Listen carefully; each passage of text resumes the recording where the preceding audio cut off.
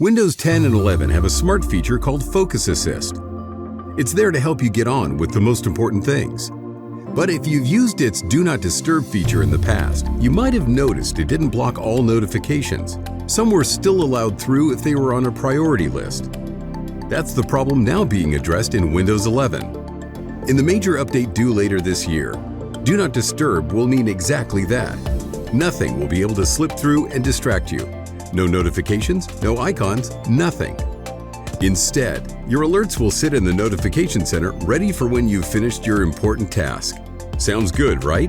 To benefit from this, type Focus Assist in the taskbar search box. From there, you can select which options you'd like to set and which notifications, if any, can get through to you.